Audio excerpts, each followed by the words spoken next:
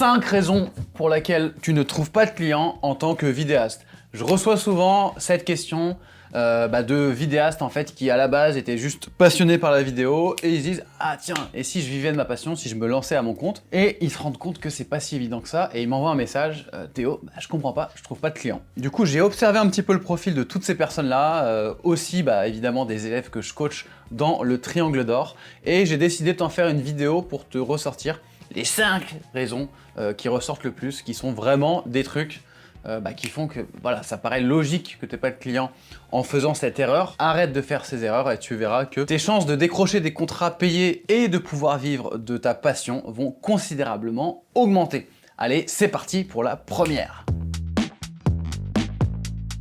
La première raison, c'est que tu es trop needy. Alors Théo, c'est quoi cet anglicisme needy? Ça veut dire quoi? Need, ça veut dire d'être dans le besoin. Donc needy, ça veut dire j'ai besoin de clients. J'ai besoin qu'on me rémunère pour mes vidéos. J'ai besoin, donc je suis en fait en manque. Quand tu es dans une posture needy, en fait, c'est que tu fais ressentir à tes interlocuteurs que t'as pas de clients, que pour l'instant t'as pas de projet, que ton entreprise en fait elle est complètement à l'arrêt ou alors qu'elle vivote et que voilà, t'aurais besoin qu'on te paye pour que enfin ça décolle. Et comment ça se concrétise cette posture needy? Déjà, dès que tu vas approcher quelqu'un, tu vas tout de suite lui faire ressentir cette espèce de besoin, ce besoin finalement de lui vendre tes services en tant que vidéaste. Bonjour, je me présente, je suis vidéaste et j'imagine que vous avez peut-être besoin de vidéos parce que moi voilà, je propose ci, je propose ça, machin. C'est-à-dire que dès la première seconde, la personne va ressentir que tu as besoin de remplir ton carnet de commandes. Il va y avoir un côté un peu trop insistant, un petit peu comme si finalement tu étais célibataire et que tu arrivais vers quelqu'un et tu disais hey, salut, ça va, tu veux sortir avec moi? Bref, c'est ça la posture needy, c'est faire tout de suite ressentir à l'autre qu'on a besoin de projet, on a besoin de travail. Ça va se concrétiser également dans les échanges de messages, dans les échanges de mails. On va en général, quand on est needy, écrire des mails beaucoup trop longs, on va en faire trop. Ouais, je fais ci, j'ai fait ça, j'ai fait tel projet, j'ai fait telles études, j'habite ici, machin, je suis disponible, je suis ceci, je suis cela. Donc en fait, on va faire ce qu'on appelle du trying hard, un autre anglicisme, ce qui veut dire en gros, on en fait trop, on surjoue pour se vendre. Et ça en fait, c'est la caractéristique de la posture needy. Et pour comprendre encore mieux ce concept, moi ce que j'aime bien faire, c'est d'imaginer, de se mettre à la place finalement de quelqu'un qui serait débordé de clients. En fait, si tu veux pas être needy, tu dois t'imaginer que par exemple ta semaine, ton agenda est rempli de tournages avec des clients rémunérés, que tu vas enchaîner les choses, que tu n'auras pas de temps à consacrer à des petites conneries entre les deux. Et donc, même si tu as des interactions avec des gens, tu vas aller à l'essentiel et tu vas pas chercher à te survendre parce que tu es déjà dans une situation où en fait, c'est bon, ça tourne, tu as des clients. Donc, tu es à l'écoute, tu es ouvert aux nouvelles opportunités, mais tu vas pas surjouer. Donc, ne pas être needy, ça consiste à être détaché, à garder une certaine distance. Ok, si cette personne est intéressée par ce que je fais, c'est cool, sinon tant pis, de toute façon j'ai plein d'autres projets. Je sais que c'est pas facile à imaginer quand on n'a pas encore de clients de se mettre dans cette posture, mais mets-toi tout simplement à la place de la personne qui va recevoir ton message et dis-toi ok, si je ne connais pas du tout cette personne-là et que je suis dans une journée bien chargée, que je reçois son mail, qu'est-ce que ça va générer chez moi? Deuxième erreur classique que je vois chez pas mal de vidéastes, c'est qu'ils n'ont pas de portfolio. Les gars, ils se disent j'ai envie de trouver des clients, mais il y a 0 vidéo d'eux accessible sur internet. Parce que ouais, je suis pas encore assez fier de mes vidéos, donc je les ai pas vraiment partagées, ou alors je l'ai partagé à ma mère, je l'ai mis sur l'ordinateur portable dans le salon, et elle a dit oh ça serait bien mon chéri, mais je suis pas allé plus loin que ça. En fait, comment veux-tu que les gens aient envie de bosser avec toi si on peut pas voir ton travail?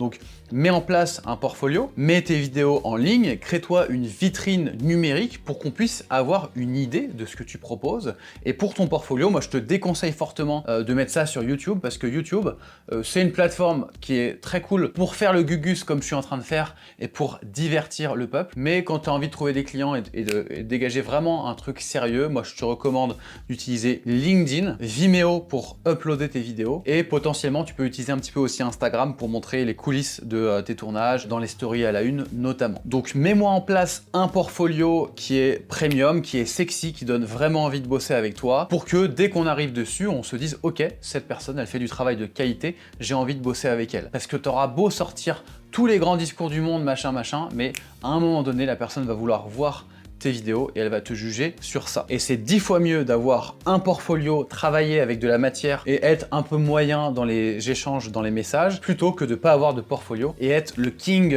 des échanges, de la vente. À un moment donné, putain, j'arrête, à un moment donné, là c'est le moment où ça commence à coincer. À un moment donné, ça risque de coincer, à condition que ton portfolio ait un rendu premium.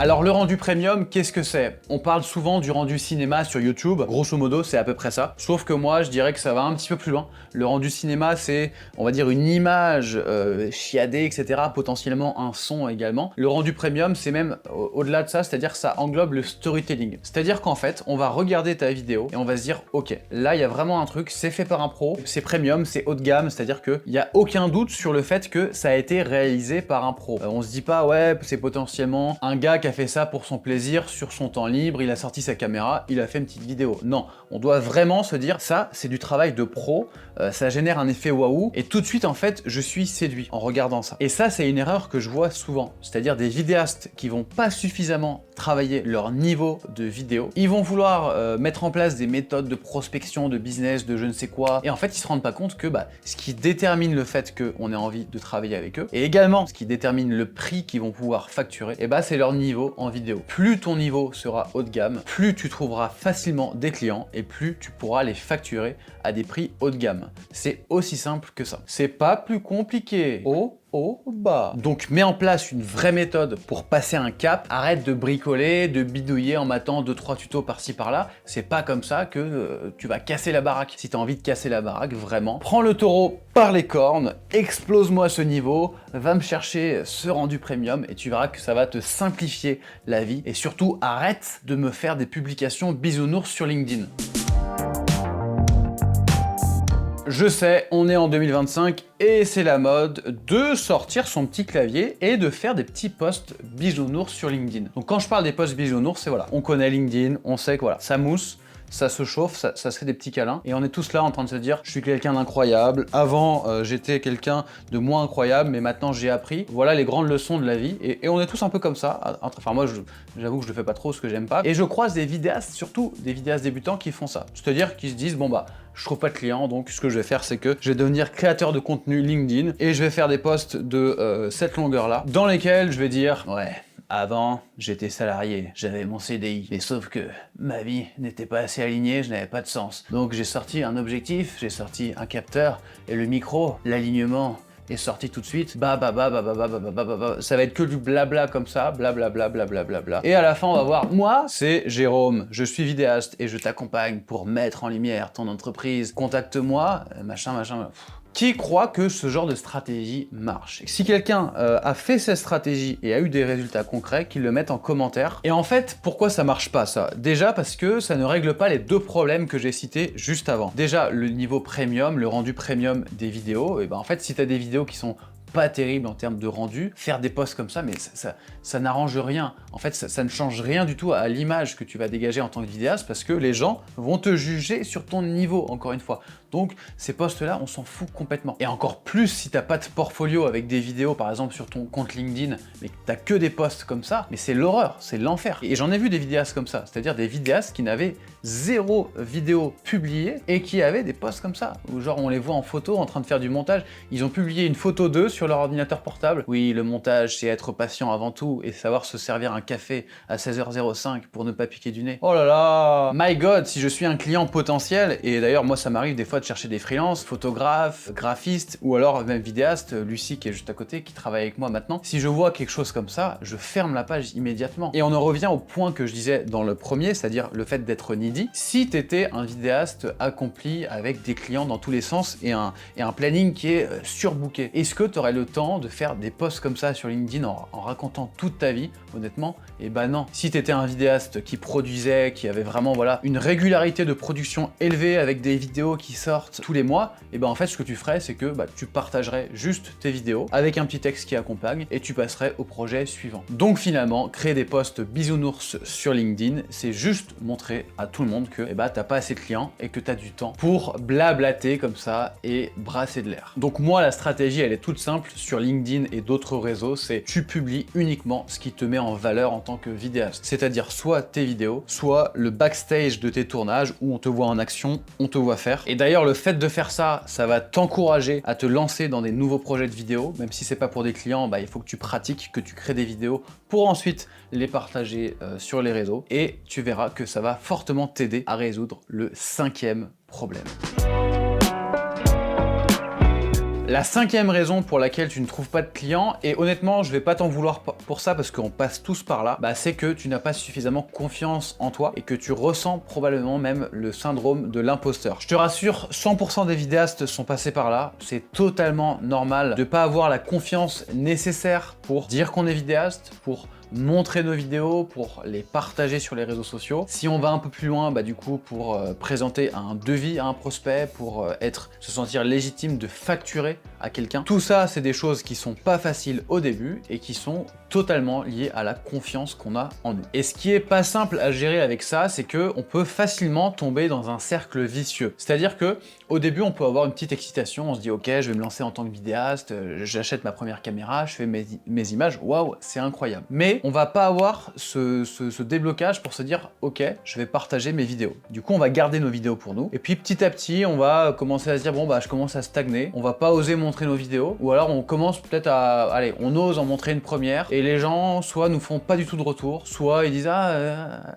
ouais c'est cool hein. Donc en mode je suis ton pote ou je suis de ta famille, mais du coup j'ose pas te blesser. Donc du coup notre confiance elle en prend un coup et on commence à avoir finalement de moins en moins confiance en nous. Donc après on continue de faire des vidéos, mais on sait plus trop dans quelle direction aller, on va plus trop les partager, et en fait l'idée même d'aller dire qu'on est vidéaste ou alors facturer une vidéo, c'est l'enfer. Donc soit on va pas du tout démarcher, soit on va s'auto-saboter, c'est-à-dire qu'on va avoir des interactions où potentiellement il y a quelque chose qui peut déboucher, mais on va tellement dégager un manque de confiance en nous que la personne en face va pas du tout avoir envie de bosser avec nous. Enfin bref, ce cercle vicieux, il peut nous emmener à un endroit où finalement, on a en fait envie d'arrêter complètement la vidéo. Maintenant, parlons un petit peu des choses plus positives. C'est quoi la solution pour gagner confiance en nous et finalement rentrer dans ce cercle vertueux de la confiance? En gros, moi, ce que je te recommande de faire, c'est de faire ta première vidéo, donc de prendre du plaisir déjà, hein, c'est une des bases, il faut absolument prendre du plaisir en faisant tes vidéos. Tu fais ta première vidéo, tu la montes, etc. Déjà, tu la finalises, c'est très important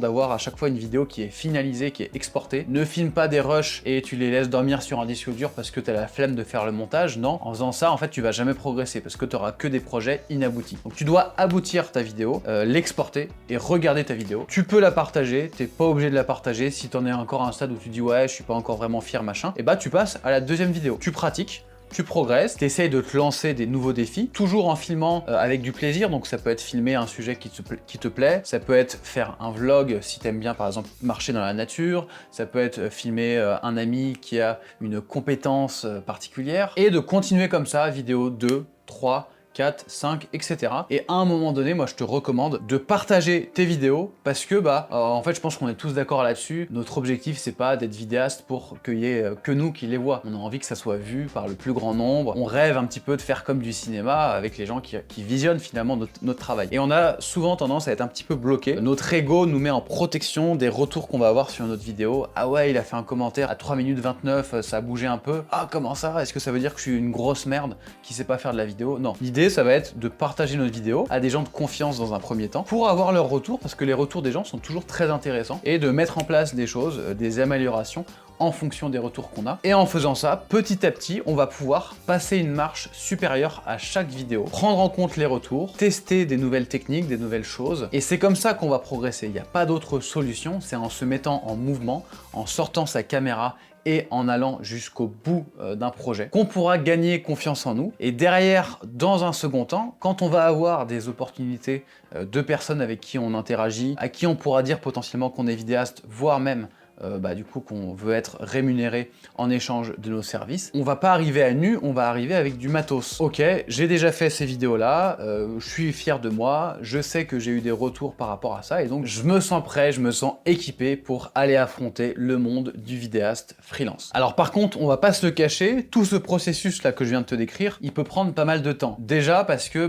en fait la motivation qu'on va avoir pour sortir, faire des vidéos, etc., ça va osciller. Il y a des moments où on va peut-être être moins motivé, par exemple en plein hiver, il y a moins de lumière, tout ça, on va avoir la flemme, ou alors finalement les retours des gens à qui on va partager nos vidéos seront peut-être pas ultra pertinents parce que c'est des gens qui sont pas vidéastes, ou alors ils auront pas envie de nous blesser parce que ce sont nos proches. Donc finalement, si ton objectif c'est d'aller vite, c'est d'avoir rapidement des résultats, la solution ça va être tout simplement de te faire accompagner par un vidéaste pro qui est lui-même passé par les mêmes étapes que toi et qui pourra te dire précisément ce que tu dois améliorer sur tes vidéos, les ajustements que tu vas devoir faire sur ta posture pour démarcher des clients et la stratégie à mettre en place pour développer ton business, pour pouvoir vivre à 100% de ton activité. Et ça, c'est exactement ce que je propose dans le Triangle d'Or des vidéastes, mon programme de coaching avancé pour les vidéastes qui veulent exploser leur niveau, atteindre un rendu haut de gamme sur leurs vidéos et pouvoir facturer à des prix premium et vivre à 100% de leur activité. Dans le Triangle d'Or, tu vas avoir un suivi individuel avec moi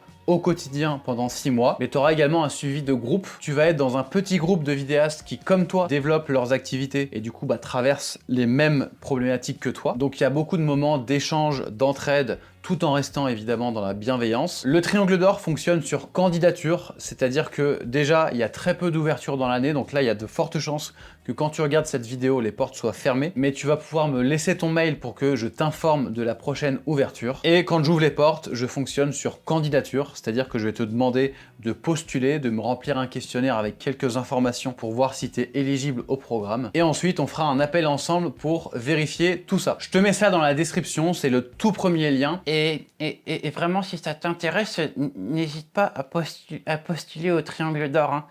Hein. Allez, salut.